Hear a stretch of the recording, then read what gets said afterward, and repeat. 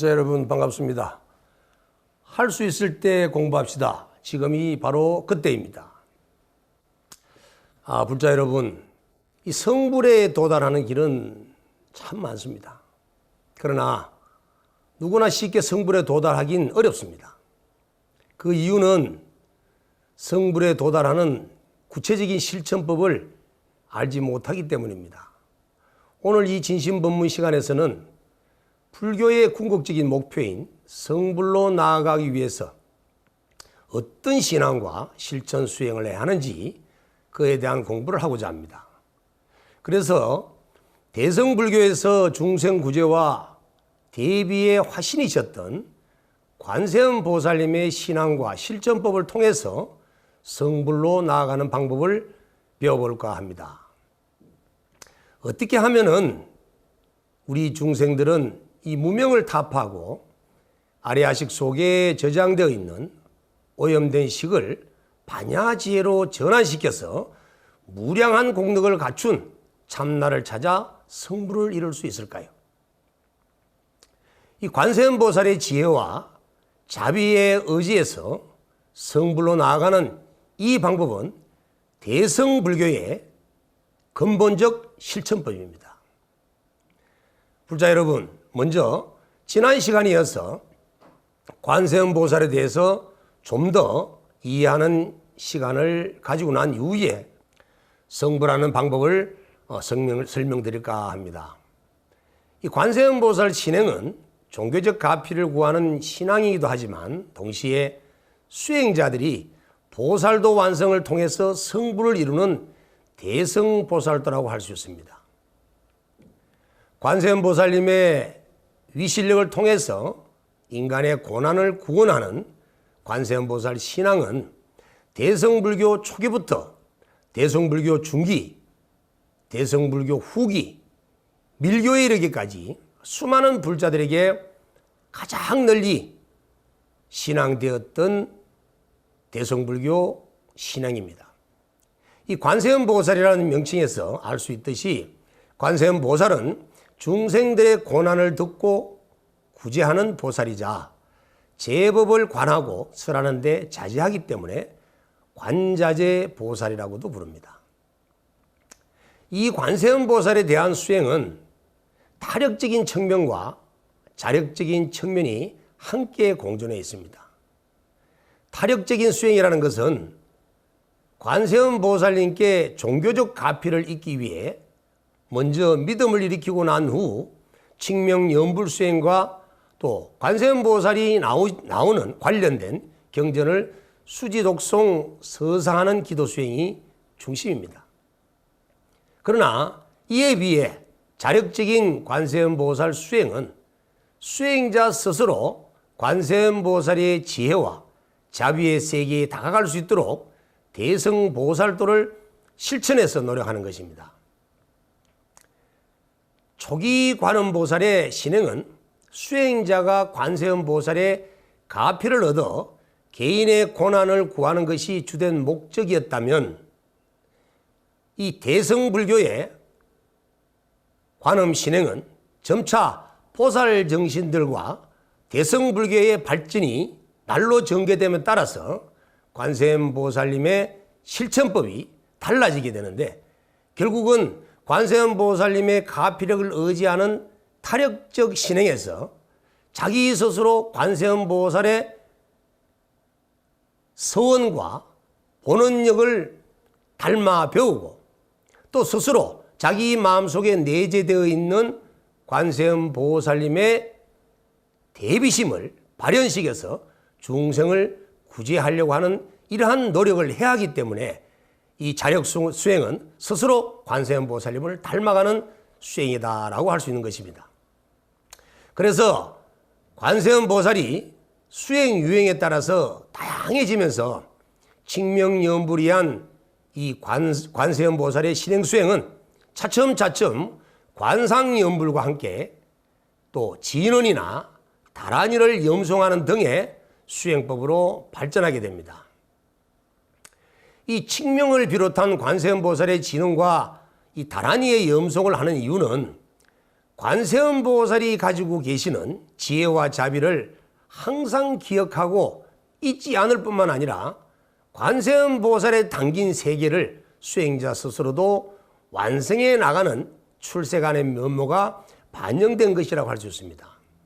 이것은 칙명과 지는 다란이의 염송을 통해서 수행자의 의식을 변화시키고 또 마음에 오염된 분별식을 멈추게 하고 진여 본성의 근본 자성을 관할 수 있도록 선정을 도와주는 수행이라는 점에서 보면 대성불교의 육아행 수행과 지관 수행과 동일한 목적을 가지고 있음을 알 수가 있습니다.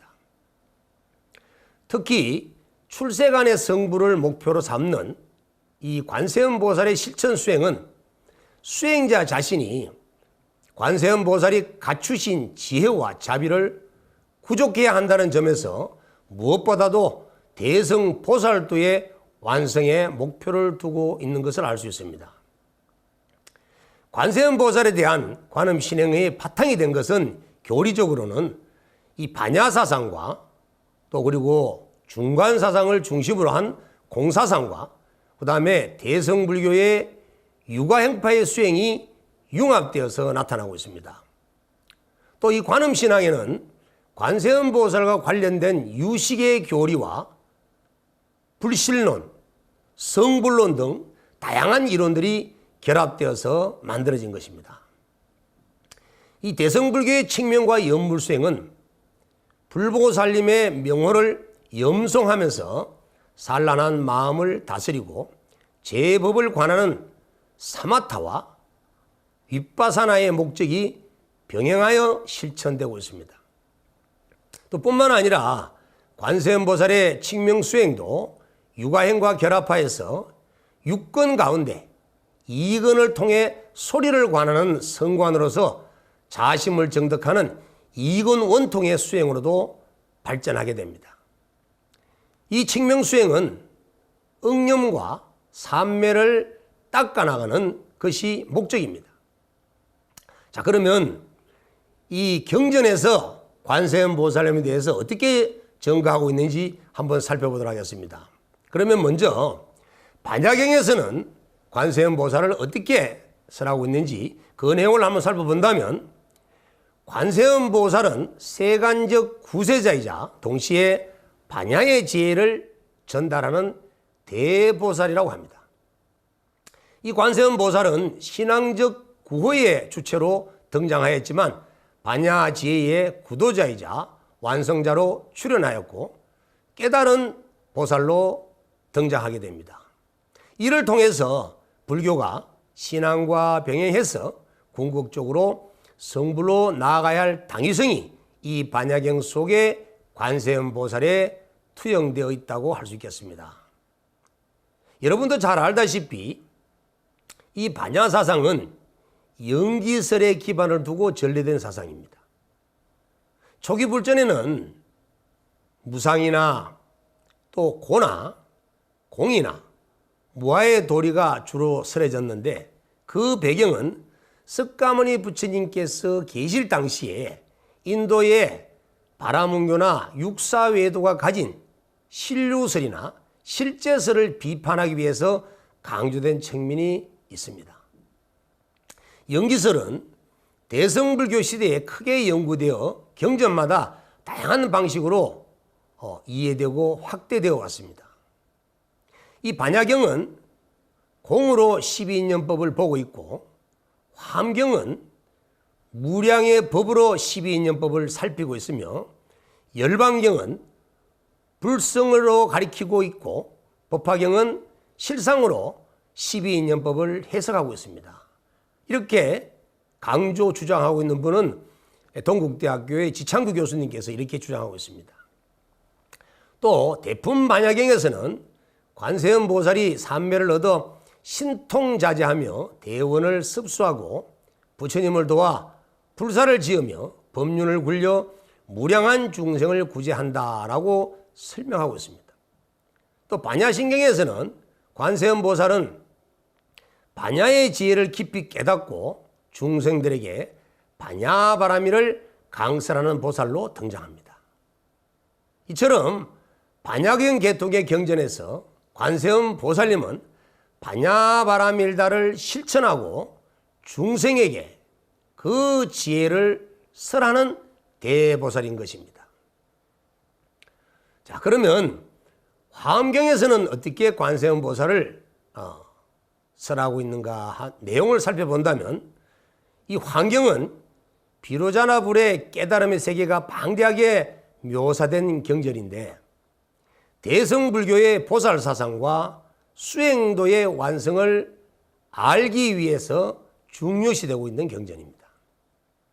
이 경전에는 선제동자가 문수보살의 지시로 53분의 선지식을 만나서 법을 묻는데, 그 중에서 관세음 보살님은 그 선지식들 중에서 28번째의 하나로 선제동자에게 법을 설하는 보살입니다. 이 화엄경에서는 관세음 보살은 보살도를 실천하면서 중생을 구호하는 대보살로 표현하고 있습니다. 반야경에서는 지혜의 구현자로 관세음 보살님을 묘사했지만, 화엄경에서는 신앙의 대상으로서 강조하고 있습니다.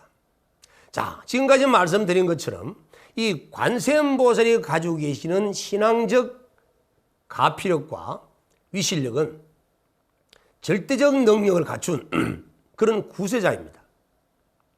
타 종교에서 절대 창조신을 신앙하는 그런 종교와는 달리, 불교에서 관세음 보살님을 절대적 구세자로 가피를 기원하면서 신앙하는 것은 단지 관세음 보살님이 오랜 세월 성부를 이루기 위해서 대성보살도를 실천하는 과정에 세운 서원과 그 과정에서 중생을 제도하는 그 대비심의 성화에 의해서 갖춰진 그 위실력이 관세음 보살을 이런 분을 부르는 일체 중생들에게 고통과 위난을 구제해 줄 수 있는 능력을 갖춘 대보살이 된 것과 같이, 우리 수행을 하는 일반 불자님께서도 이 관세음 보살님이 갖추신 이러한 위실력과 덕상을 실천 수행에서 함께 갖추고, 그리고 내재되어 있는 관세음 보살님과 같은 대자대비한 마음과 함께 지혜를 발현시켜서 홀로 열반 해탈에 머물 것이 아니라 중생의 세계로 나가서 고통받는 중생들을 대비심으로 구제하는 그러한 보살의 삶을 닮아야 하는 것을 우리가 알 수가 있습니다. 그래서 우리가 관세음 보살을 신앙하는 과정 속에서는 그냥 관세음 보살을 믿고 관세음 보살이 내리시는 그 가피력과 위실력에만 의지한다면 유실론적 종교에서 절대적 창조신을 신앙하는 것과 다를 바가 없습니다. 그렇지만 관세음 보살을 신앙하는 이런 타력적 신앙 속에는 유실론적 종교에서 믿는 그런 신앙이 있는 것이 아니라, 조금 전에도 말씀드린 것처럼 관세음 보살이 갖추신 서원과 본원력과 그리고 대비심과 발보리심 등의 이러한 것들을 우리는 배워 익혀 나가기 위해서 관세음 보살님의 가피력에 의지하는 것입니다. 불자 여러분, 우리 범부 중생들은 왜 괴로움을 겪어야 할까요? 부처님께서는 진리를 알지 못하는 무지로 인해서 업을 짓게 되고, 그래서 무명에 가려워지기 때문에 괴로움이 생긴다고 합니다. 지금부터는 괴로움이 왜 생기는지 그 원인과 인연들에 대해서 공부해 보는 시간을 가질까 합니다. 불자 여러분, 이 세상 만물은 모두 연기법에 의해서 세상에 나타나고 사라집니다. 이 세상이 생성되는 것과 이 세상이 사라지는 것은 모두 연기에 의해서만이 가능합니다. 부처님께서는 현실 속에서 나타나는 괴로움 역시도 절대적으로 존재하는 것이 아니라 어떤 원인이나 어떠한 조건에 의해서 나타나는 것임을 12연기법의 설명을 통해서 분명히 말씀하셨습니다. 부처님께서 깨달으신 내용 역시도 일체의 모든 존재는 여러 가지 인연과 조건에 의해서 현상으로 일어나고 있다는 원리를 깨달으신 것입니다. 불자 여러분, 이처럼 괴로움이 어떠한 원인이나 조건에 의해서 생겨나는 존재라고 한다면 괴로움은 반드시 소멸할 수가 있습니다. 왜냐하면 괴로움을 일으키는 그 원인과 조건만 제거해버린다면 괴로움은 사라질 것이 분명하기 때문입니다. 불자 여러분, 괴로움의 원인은 무엇일까요? 괴로움의 원인은 무명입니다. 무명, 없을 무자, 밝을 명자, 밝음이 없다.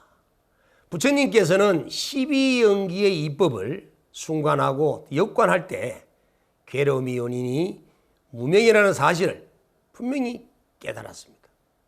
이때 부처님께서는 무명을 깨뜨리고 진리를 깨달음으로써 괴로움에서 해탈할 수 있다는 사실을 분명히 확신하셨던 겁니다. 이처럼 부처님께서 무명이 모든 괴로움의 원인으로 설명하고 있습니다. 불자 여러분, 그러면 이 무명이라는 연기의 진리를 알지 못하는 무지가 바로 무명입니다.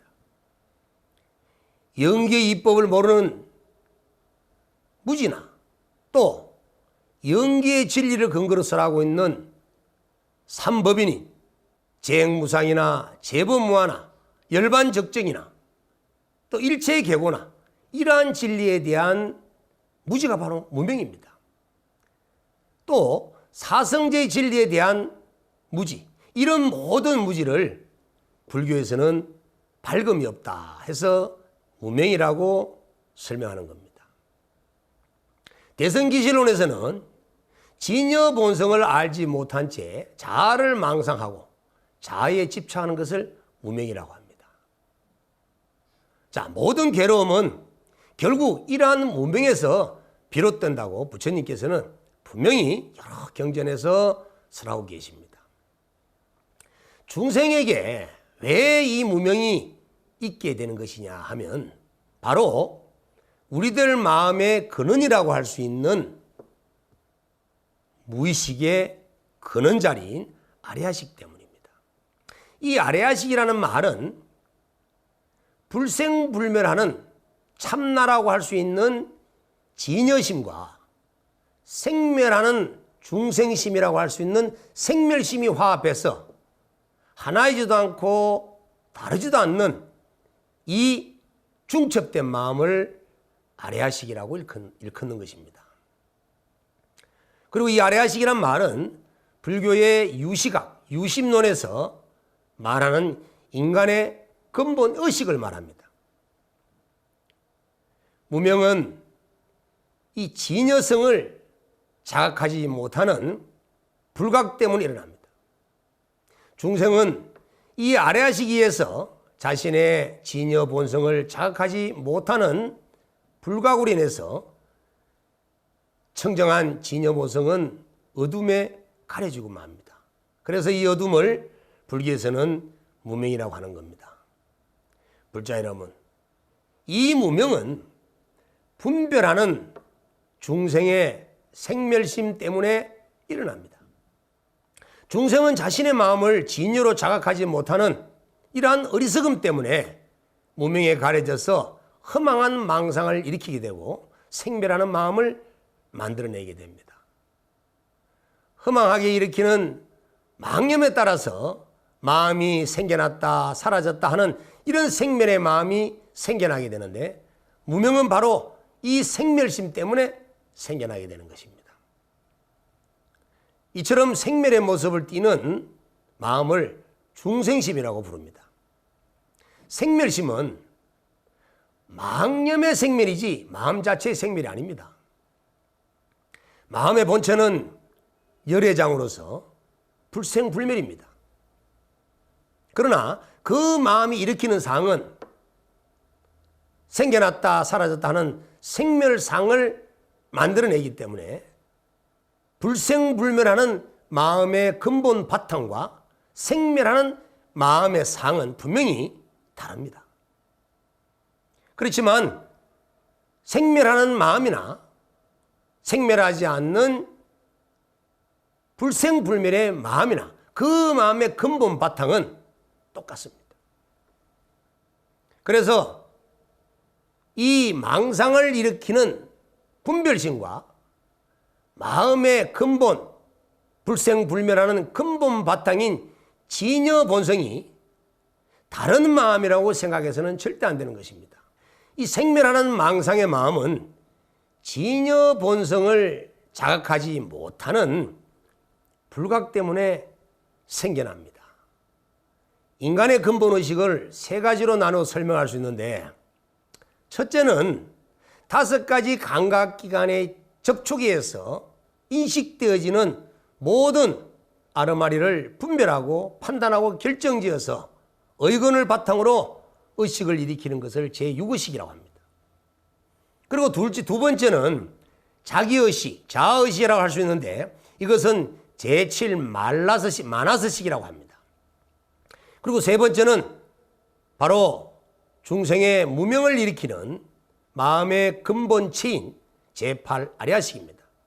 현대 심리학 입장에서 보면 제6의식은 의식의 세계이지만 제7식과 제8식은 무의식의 세계라고 설명될 수 있겠습니다.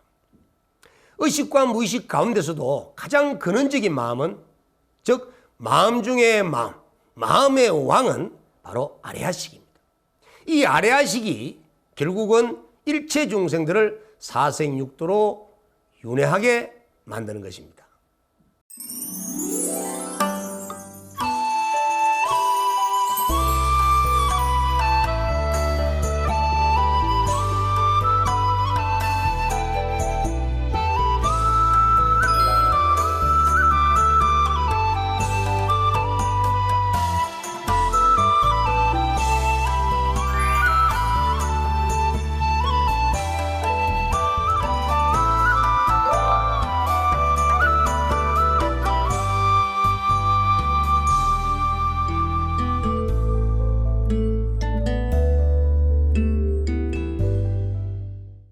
불자 여러분, 이 중생의 마음은 이 근본적인 무명 때문에 우리들의 마음은 장애를 만들어냅니다.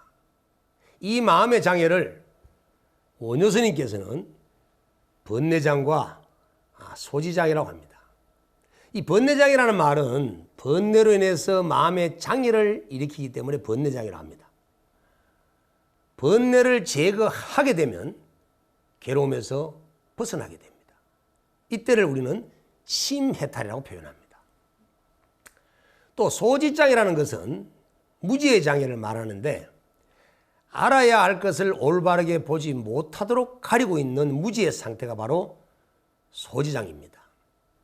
즉 아는 작용이 지혜가 제대로 발휘되지 못하도록 막는다는 뜻에서 소지장애라고 부르는 것입니다.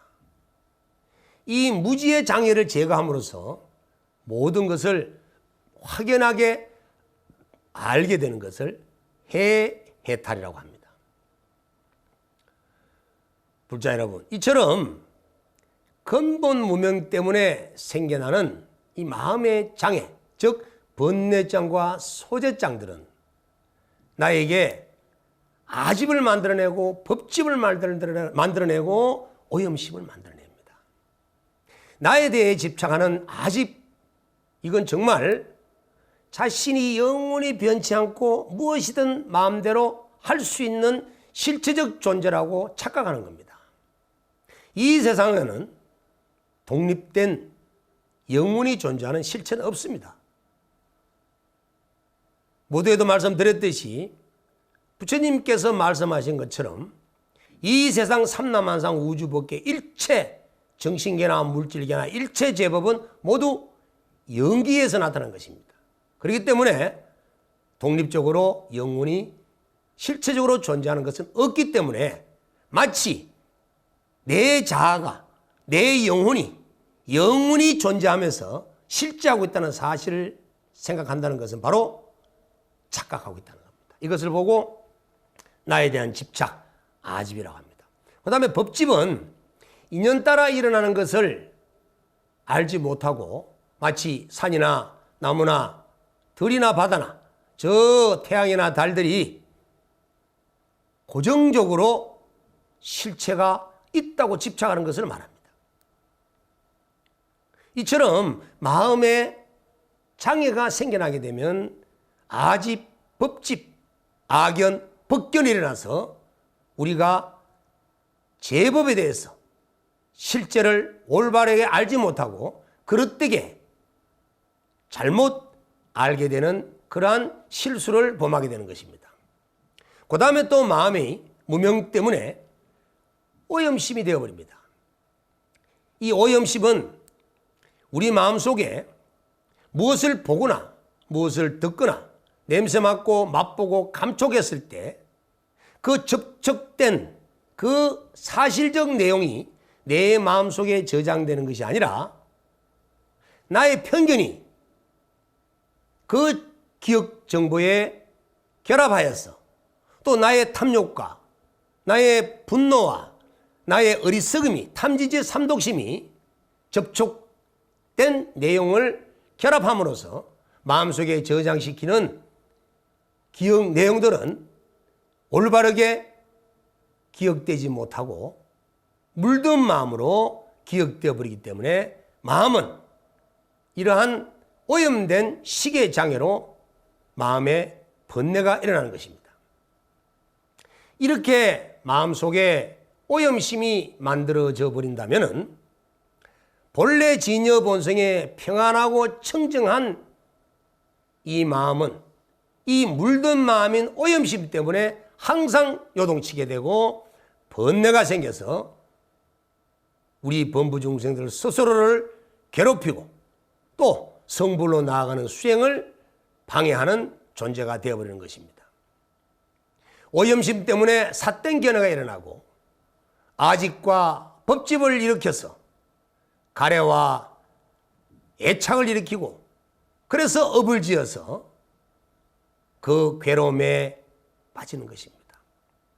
이처럼 아집과 법집과 마음의 오염심은 모두 근본 무명이 만드는 마음의 장애들입니다. 자아를 착각하게 망상해서 자아에 집착하는 것이 무명입니다. 모든 괴로움은 바로 여기서부터 비롯된다라고 부처님께서는 분명히 말씀하셨습니다. 법구경에 보면은 제법이 무아임을 지혜로서 통찰할 때야말로 괴로움을 멀리 여길 수 있는 것이다. 이것이 적정에 이르는 길이다라고 설하고 있습니다.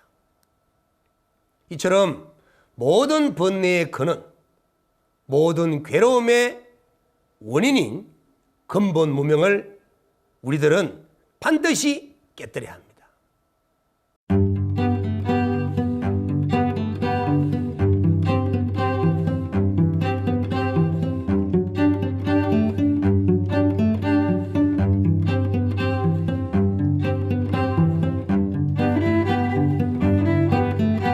불자 여러분, 할 수 있을 때 공부합시다.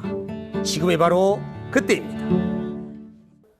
불자 여러분, 이 무명에 시작되는 마음의 활동인 무명업상과 그 마음의 활동을 통해서 주관과 객관으로 이원화된 두 모습인 이 마음은 모두가 망상일 뿐입니다.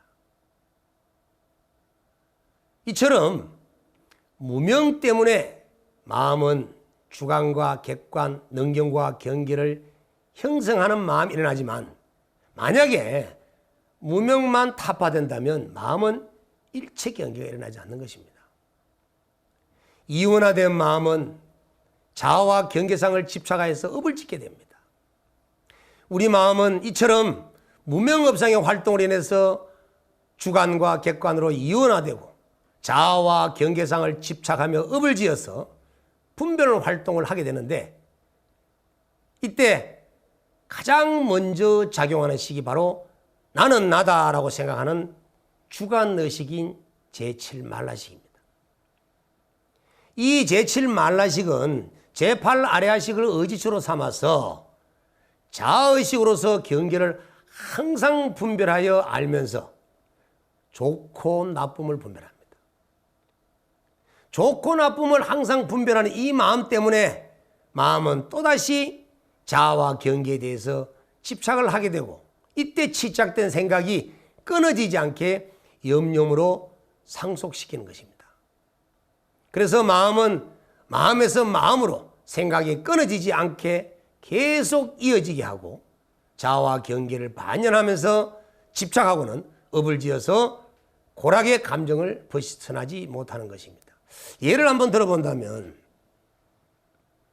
우리가 길을 가다가 만약에 황금 덩어리를 보았다라고 한다면, 그 순간에 내 눈이 그 황금 덩어리를 보았지만 내 마음이 일어나지 않았다면 황금 덩어리라고 하는 개념도 떠오르지 않았고, 황금 덩어리가 좋다 나쁘다라고 하는 분별심도 일어나지 않았습니다. 그랬다면 황금 덩어리에 대한 개념과 좋다 나쁘다는 분별이 일어나지 않은 상태이기 때문에 그 황금 덩어리에 집착하는 마음이 생겨나지 않는 것입니다. 그렇다면 그 황금 덩어리로 인한 괴로움은 생겨날 수가 없는 것이죠. 그런데 이와는 달리 길을 가다가 황금 덩어리를 보고 한 생각이 몰로 일어나서 이건 황금 덩어리야. 황금 덩어리는 정말 비싼 건데, 액수가 돈이 많은 것인데, 이것을 집에 가지고 가면 호요식하고 부귀영화를 누릴 수가 있을 것인데 라고 하는 좋고 나쁨까지 분별이 끝나자마자 황금 덩어리를 내 것도 아닌데 집착하고 들고 가려고 하는 행동을 옮기게 됩니다. 그러면 이런 황금 덩어리를 집착으로 인해서 취함으로 인해 가지고 황금 덩어리로 인한 괴로움이 발생할 수밖에 없는 일들이 펼쳐지겠죠. 자, 똑같이 황금 덩어리를 보았는데도 불구하고 전자는 전혀 마음이 일어나지 않아서 이로 인해서 괴로움을 받을 바가 없고, 후자는 한 생각이 일어나서 괴로움을 받는 과보를 지어버리게 되는데, 결국은 우리가 지어서 받는 이 괴로움의 과보는 모두 다가 한 생각이 일어났기 때문인 것이고, 그 한 생각이 일어나는 것은 바로 과거생에 지어놓은 우리의 업력이 쌓여져 있는 아레아식의 무명 때문에 일어난 것이라고 할 수 있는 것입니다. 대성기실론에서는 우리 범부 중생들의 중생심이 곧 진여심이라고 합니다. 그러므로 우리는 이런 분별하고 요동치는 이 아레아식이 일으키는 생멸하는 마음을 믿고 의지할 것이 아니라 진여본성을 믿고 자기 자신을 믿고 이 진여본성인 자기의 참나는 무량한 공덕을 갖춘 부처님과 똑같은 법신임을 스스로 믿고 따라야 하는 것입니다. 그런데 우리 범부 중생들은 업력에 의해서, 무명에 의해서, 훈습된 것에 의해서 계속 자기의 개념과 자기의 가치관을 토대로 생멸하는 마음을 만들어서 좋다 나쁘다 옳다 그러다 하는 분별심을 내어서 자기가 좋다고 생각하는 것을 집착하기 때문에 그로 인해서 사해진 업들이 자기를 괴로움으로 끌고 가는 주범이 되는 것입니다. 그래서 이런 괴로움을 일으키는 아레아식 속에 무명을 없애기 위해서는 진여본성이 바로 자신임을 믿고, 이 청정한 진여본성은 전혀 물들지 않는 청정한 불생불멸의 마음을 믿고 수행을 시작해야 하는 것입니다. 불자 여러분, 중생 모두가 본래 갖추고 있는 이 진여본성을 발현시키기 위해서는 어떻게 해야 합니까? 불자 여러분들께서는 헤아릴 수 없는 많은 수행 방편을 통해서 이 진여본성을 발현시키기 위해서 각자 나름대로 수행을 해왔습니다마는 이 진여본성을 드러내기란 그렇게 쉽지 않다는 것을 잘 알고 계실 것입니다.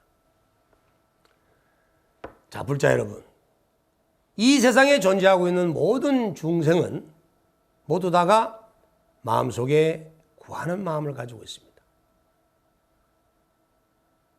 새벽에 출근할 때 사람이 버스를 타고 지하철을 타고 어디를 가든 움직이는 모습은 다 각각 다르지만 그 마음속의 목적은 모두가 구하기 위함입니다.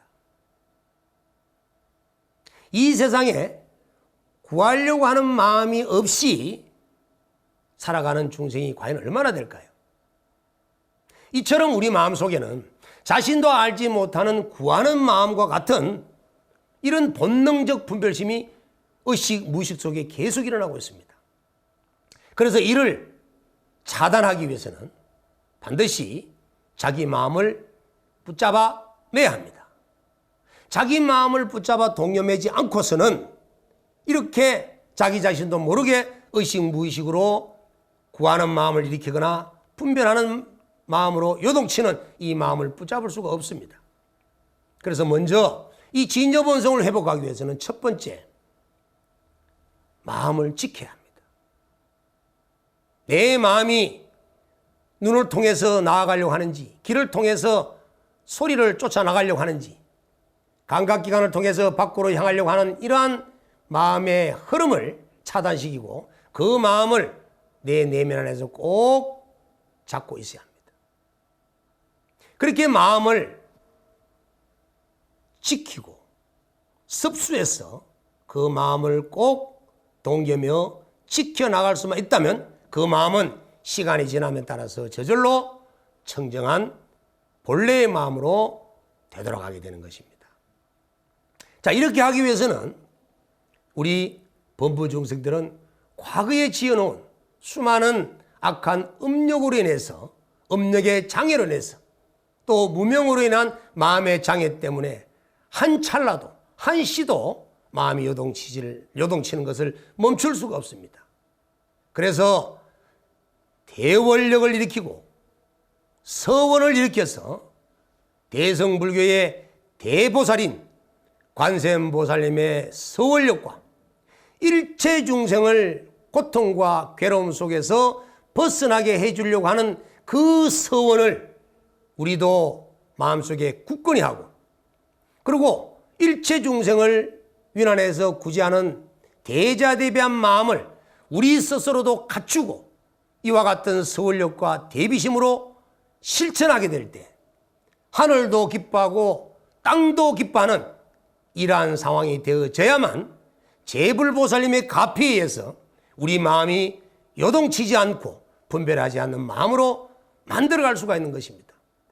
부처님께서 말씀하시기를 작은 죄악들도 바다에 던져버리면 가라앉을 수밖에 없지만 집채만한 큰 바위들도 큰 배를 이용하면 바다 위에 띄울 수 있듯이 비록 우리가 과거생에 지어놓은 악한 음력들이 무수히 많아서 진여본성을 발현시키는 수행을 해나갈 수가 없는 상황이었다 하더라도 부처님의 서원력과 위실력을 의지해서 부처님의 행을 닮아가는 대성보살도를 함께 실천하게 된다면 반드시 마음을 붙잡아 매고 마음을 습수하고 지켜서 진여본성을 회복할 수 있는 그러한 수행의 결과를 반드시 얻을 수 있으리라 확신합니다. 불자 여러분, 끝으로 대성보살 때의 성불로 나가는 실천 수행은 하나는 마음을 동념해야 합니다. 그리고 두 번째는 부처님과 불보살님들의 서원력과 위실력과 발보리심과 대비심을 따라 배워 익혀서 중생을 구제하는 대성보살도를 함께 실천할 때만이 우리는 성불로 나아갈 수가 있는 것입니다. 지금까지 시청해 주셔서 감사드립니다. 할 수 있을 때 공부합시다. 지금이 바로 그때입니다. 다 같이 성불합시다.